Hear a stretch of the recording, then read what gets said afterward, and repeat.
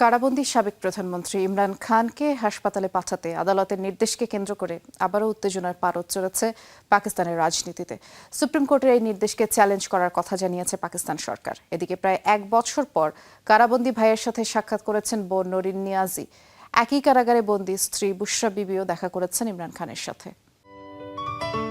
Ceylon টি রপ্তানিতে শীর্ষে।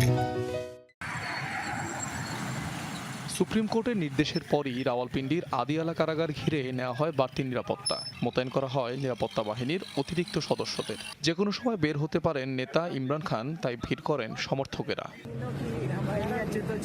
এদিকে দীর্ঘ 9 মাস পর মঙ্গলবার কারাগারে ইমরান খানের সঙ্গে দেখা করেন বোন নরিন নিয়াজি। 15 মিনিটে সেই সাক্ষাতে স্বাস্থ্য ও অন্যান্য বিষয়ে কথা হয়। একই কারাগারে বন্দী স্ত্রী বুশরা বিবিও সাক্ষাৎ করেন ইমরান খানের সঙ্গে।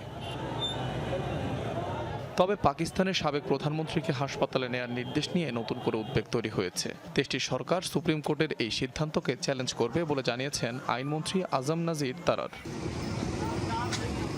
মঙ্গলবার ইমরান খানকে আদিয়ালা কারাগার থেকে ইসলামাবাদের শিফা ইন্টারন্যাশনাল হাসপাতালে নেওয়ার নির্দেশ দেন পাকিস্তানের সর্বোচ্চ আদালত।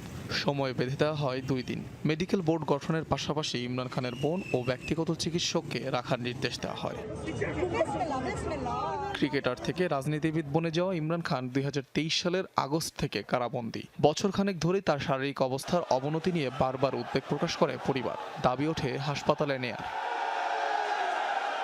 অনাস্থা ভোটে ক্ষমতা হারানোর পর একাধিক মামলা হয় ইমরান খানের বিরুদ্ধে। এর মধ্যে রাষ্ট্রীয় তোষাখানা মামলা ও বেআইনিভাবে বিয়ে করার মামলাও রয়েছে। তবে কয়েকটি সাজা বাতিল হলেও এখনও বেশ কিছু মামলা বিচারাধীন। অনিক রহমান, যমুনা নিউজ।